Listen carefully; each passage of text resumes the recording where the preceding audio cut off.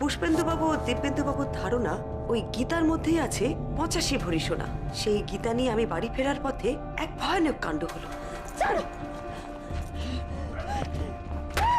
কোন রকমে প্রাণ বাঁচিয়ে একটা ট্যাক্সি ধরলাম। গীতাটা বেশ মনোযোগ দিয়ে দেখলাম, বইতে তো কোনো ক্লুই নেই। একটা ফোন এলো আননোন নাম্বার থেকে। গীতাটা ভালোই ভালোই আমাদের হাতে তুলে দিন। বইটা আমি ফেরত দেব না। আপনি বইটা না দিলে সেটা কেড়ে নেওয়ার উপায় আমাদের জানা আছে। রাতে বাড়িতে বেশ কিছু লোক এলো গীতার সন্ধানে। সকলকে ক্লোরোফর্ম দিয়ে অজ্ঞান করে বাড়ি তছনছ করে গেল লোকগুলো।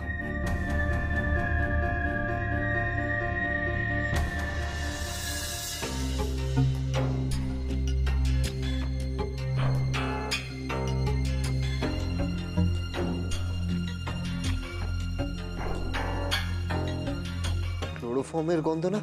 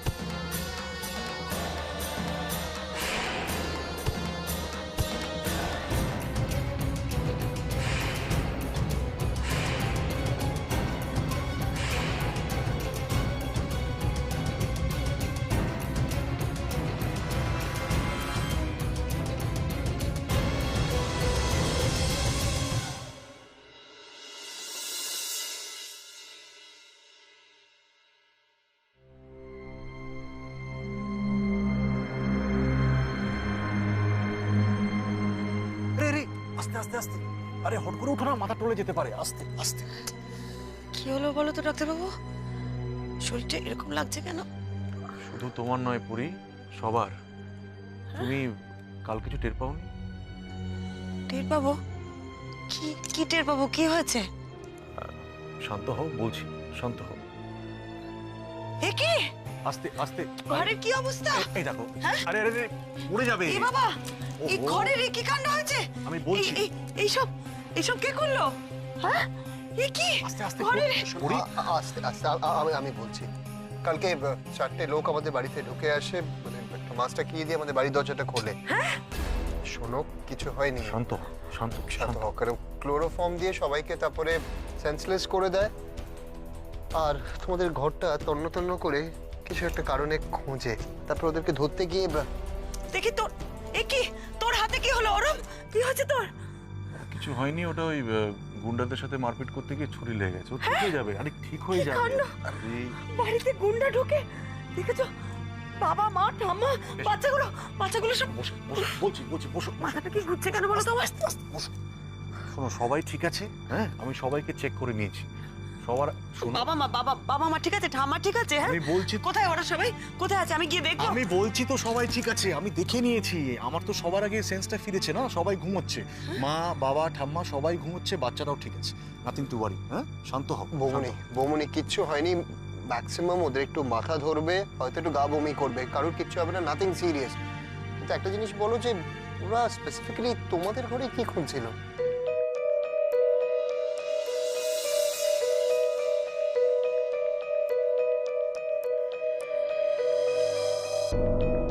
গীতা।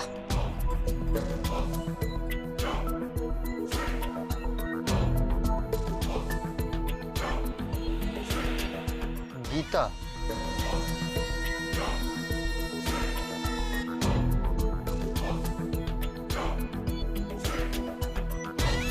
গতকাল সন্ধেবেলা আমি এই গীতাটা নিয়ে একটা থ্রেড কল পাই। Red call? হ্যাঁ, তবে ওরা যে এত ডেসপারেট সেটা আমি সত্যিই বুঝতে পারিনি ডাক্তারবাবু। এক মিনিট, ওই নাম্বারটাকেই তুমি আমাকে গতকাল ট্রেস করতে বলেছিলে না? হুম। কিন্তু ওই গীতার ব্যাপারটা কি? তোকে আমি পরে সব বলবো অরূপ, তবে একটাই ভালো কথা, ওই গীতাটা ওরা খুঁজে পায়নি। আমি ওটা লুকিয়ে রেখেছি।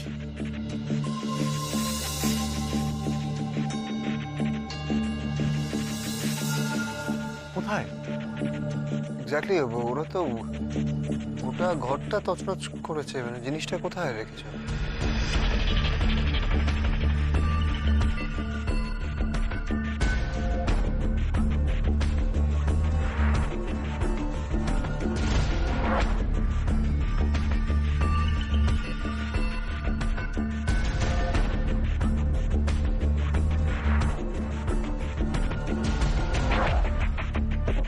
করছো বলো তো? ওখানে কি আছে?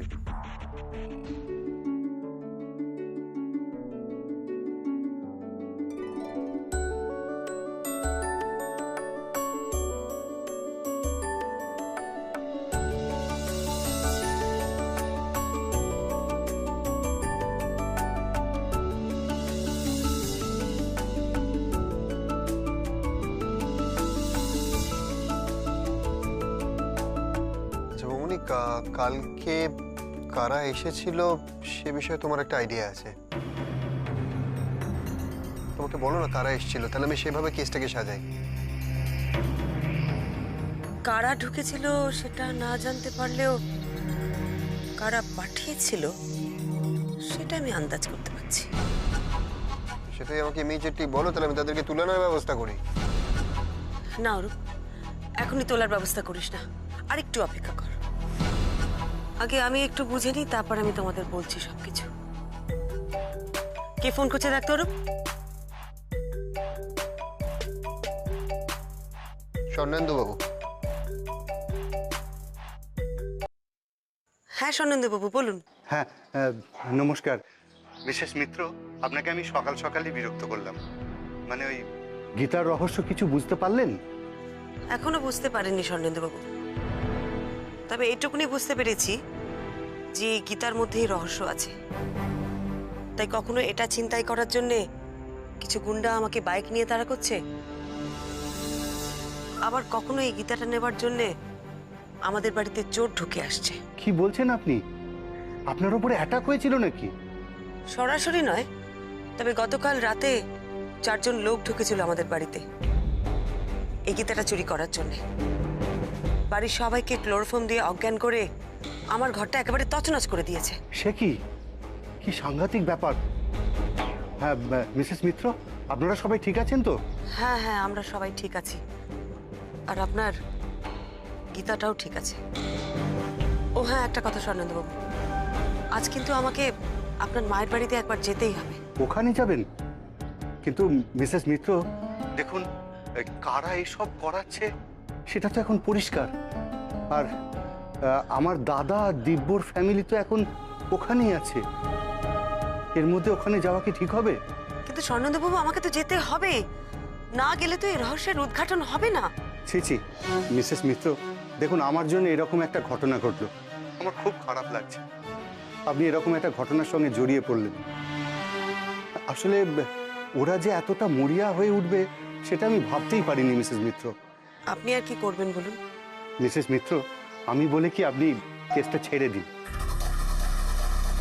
আসলে এরা যে এতটা ডেঞ্জারাস সেটা আমি বুঝতে পারিনি। মিসেস মিত্র, যদি আপনার বা আপনার পরিবারের কোনো ক্ষতি হয়ে যায় তাহলে আমার অপরাধের আর সীমা থাকবে না। না না স্বর্ণেন্দুবাবু, এখন আর সেটা হয় না। বিশেষ করে এই ঘটনা হওয়ার পর এর শেষ তো আমি দেখে ছাড়ব। আপনি একদম চিন্তা করবেন না স্বর্ণেন্দুবাবু, আমি সব কিছু সামলে নেব। রাখছি।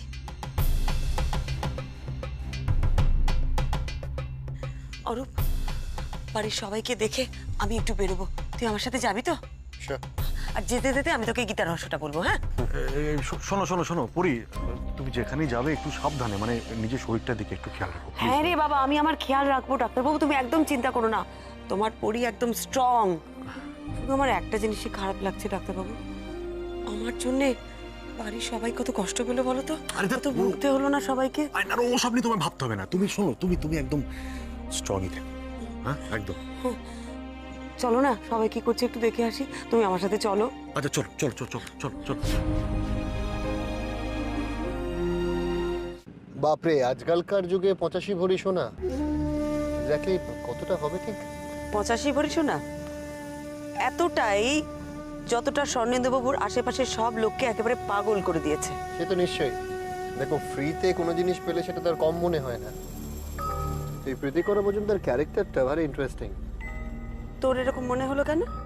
নাহলে এরকম একটা বিটকেল মার্কার উইল তৈরি করতো বলো? আরে যদি ছেলেদেরকে নাই দেওয়ার থাকতো তাহলে বোনকে দিয়ে যেতাম ডিরেক্টলি।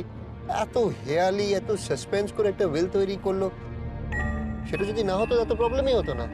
দেখ, সেটা না করার হয়তো একটা কারণ আছে, তবে সেটা জানতে হলে আমার সবার আগে জানতে হবে প্রীতিকণা মজুমদারকে।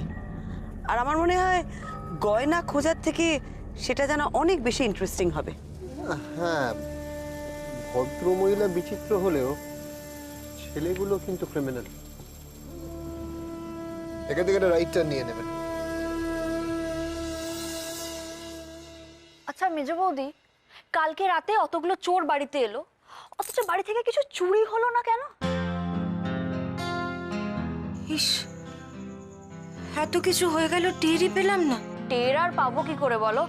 যে হারে ক্লোরোফর্ম দিয়েছিল, আমরা তো তাতেই কাজ। এখনো মাথাটা কেমন ঝিমঝিম করছে। আমি পেয়েছিলাম। আমি মাঝরাতে টের পেয়েছিলাম, একটা মিষ্টি মিষ্টি গন্ধ আমার নাকে এসেছিল। নন্দাকে কতবার ডাকলাম, ও তুই কোলবালিশ মুড়ি দিয়ে শুয়ে পড়ল। আবার বাজে কথা বলছো। তুমি আমাকে ডেকেছিলে আর আমি উঠিনি। তুমি নিজে ওঠোনি কেন সেটা বলো আগে। উঠতে তো পারতে। বস বস। আমি আজকে আর বেরোচ্ছি না ভাই। যা গা ম্যাচ ম্যাচ করছে না, আরো কয়েক ঘন্টা না ঘুমোলে ঘুম ছাড়বে না। আমিও বেরোবো না। তো একটা কথা ভাব ডাবলু, এই বৌদির কল্যাণে আমাদের সঙ্গে চোর, ডাকাত, খুনি সবার সঙ্গে বেশ আলাপ হয়ে গেল। বাচ্চাগুলো তো এখনো ঢুলছে। ও মেজো বৌদি, ওদেরকে আজকে আর স্কুলে পাঠাবার দরকার নেই। না না, আমি স্কুলে পাঠাবো না। তবে জানো তো, আমি না ঘুম থেকে উঠে একটা মিষ্টি মিষ্টি গন্ধ পেয়েছিলাম। এই আমিও তো পেয়েছিলাম, আর আমি না ওই ওপরে পর্দার ঘরে এসব ছুঁড়ে ফেলার বা কারোর পড়ে যাওয়ার একটা আওয়াজও পেয়েছিলাম। সকালে গিয়ে তো দেখি ঘর একবারে লন্ডভন্ড হয়ে আছে। আরে হ্যাঁ রে, অরূপদাই শুধু ওই লোকগুলোকে দেখেছিল, আর ওদের সাথে মারপিট করতে গিয়ে না হাতে ছুরি লেগে গেল। ভাইয়ের হাতে ছুরি লেগেছে? সত্যি? কি ডেসপারেট ভাবো মেজো বৌদি, পুলিশের গায়ে কিনা ছুরি মারলো। তাই তো ভাবছি আমি, কি কেলেঙ্কারি না হতে পারতো বলো তো। কি বিপদ। ভাবো, মন দিয়ে ভাবো, গরিবের কথা বাসি হলে তো মিষ্টি হয়, কি মারাত্মক হতে পারতো সেটা একবার ভেবে দেখো।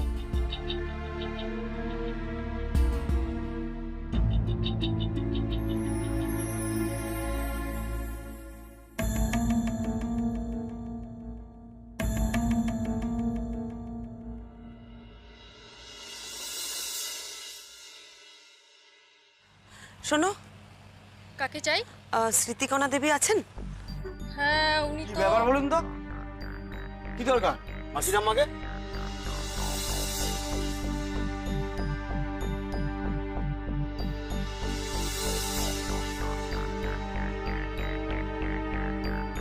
মাসি ঠাকুমা, তার মানে ইনি পুষ্পেন্দু বাবুর ছেলে।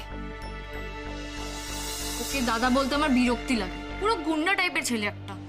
লেখাপড়া তো কিছু করেনি, সারাদিন দাদাগিরি করে বেড়ায়। কাজ টাজ কিছু করে না?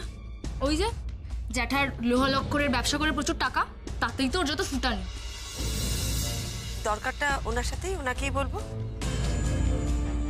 উনি কোথায় আছেন? উনি তো ভেতরেই আছেন। ও, অরূপ চল। এই দাঁড়ান, কোথায় যাচ্ছে? এরকম ভাবে জোর জবরদস্তি বাড়িতে ঢুকে পড়া মানে মতলব বলুন তো আপনাদের? হ্যাঁ, ভালো হবে না বলে দিচ্ছি। পুড়ুন এখান থেকে পুড়ুন। তাড়াতাড়ি কেটে বলুন। আরে একটা কথা বললে না এখানেই চলো।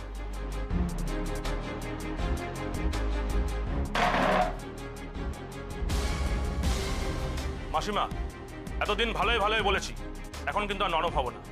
আমার কথা মেনে নিন, বাড়িটা ছেড়ে দিন। তুমি কে? এই বাড়ির ব্যাপারে, সম্পত্তির ব্যাপারে তোমার সঙ্গে কথা বলতেই বা যাবো কেন? মাসিমা, আপনি ওর সাথে এইভাবে কথা বলতে পারেন না। আপনি হয়তো ভুলে গেছেন যে ও আমার আপন ভাই।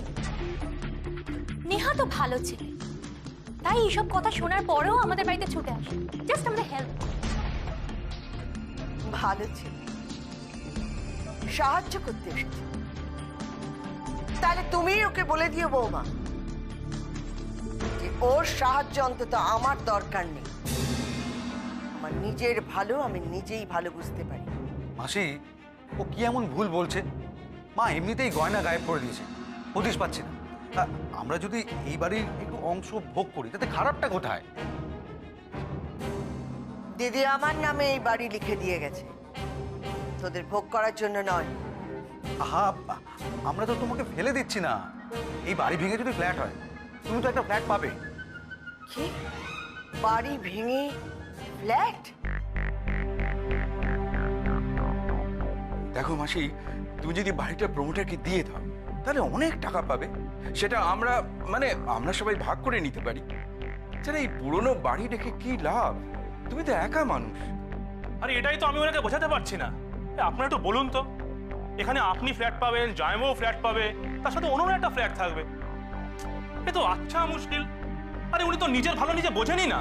আরে এখানে একা পড়ে থাকলে তোমার দেখাশোনা কে করবে? এখানে যদি একটা ফ্ল্যাট হয় তাহলে আর পাঁচজনের সাথে আমরাও তো থাকবো। আমাকে দেখাশোনা করার দায়িত্ব তো তোদের উপর দিয়ে যায়নি তোদের মা, তাহলে আমাকে নিয়ে তোরা এত ভাবছিস কেন? আমি জানি কোনো দায়িত্ব দিয়ে যায়নি, কিন্তু তোমার বিপদে আপদে তো আমাদেরকেই কাজে লাগবে নাকি? আমরা তো তোমার বোনকো। আমাদের বঞ্চিত করে তুমি কিছুতেই এই বাড়ি ভোগ করতে পারো না। বারবার বাড়ির কথা কেন তুলছিস?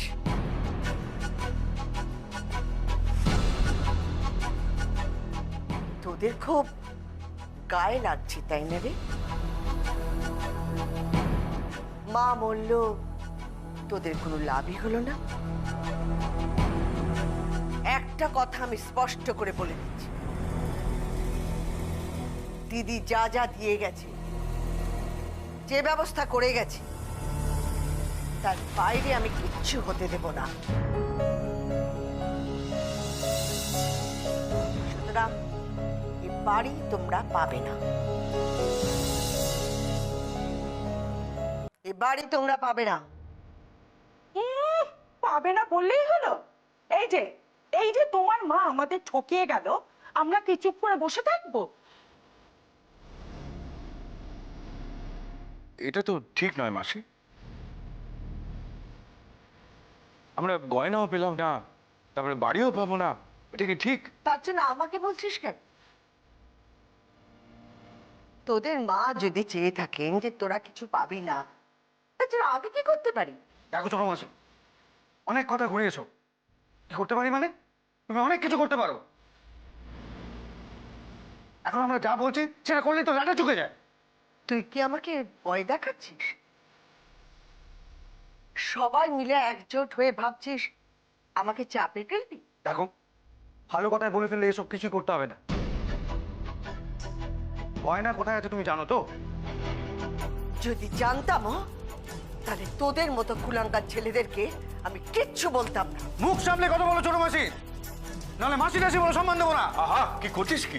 ভুলে যাস না, মাসি আমাদের গুরুজন। গুরুজন? গুরুজন বলে কি যা খুশি তাই বলে যাবে? আরে ওনার অ্যাটিটিউড দেখে স্পষ্ট বোঝা যাচ্ছে যে গয়না এই বাড়িতেই রয়েছে। আর নয়তো তোমার মেজো ভাইকে যে গীতা দেওয়া হয়েছে, সেই গীতাতেই গয়নার সন্ধান আছে। দেখুন মাসিমা, কথায় কথায় অনেক সময় নষ্ট হয়েছে।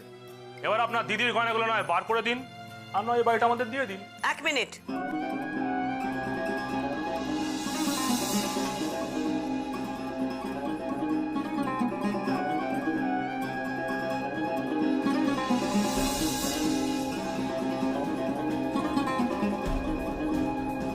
আর কারোর কোনো কথা বলার দরকার আছে বলে আমার মনে হয় না। কি আপনারা দুম করে ঘরের মধ্যে ঢুকে আসছেন কেন? আমার পরিচয়টা তো আপনার কাছে অপরিচিত নয় অর্চি বাবু। গতকাল স্বর্ণেন্দু বাবুর বাড়ি থেকে বেরোনোর পর থেকেই তো আপনার লোক আমার উপরে নজর রাখছে। আমার ব্যাগ ছিনতাইয়ের মতন ছিচকে কাজও তো করিয়েছেন আপনার লোক দিয়ে।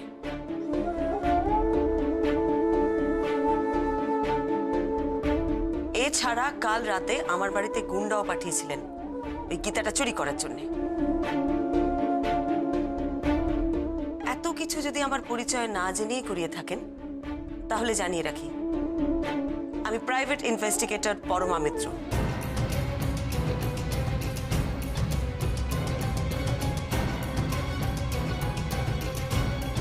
স্বর্ণেন্দু বাবু আমাকে পাঠিয়েছেন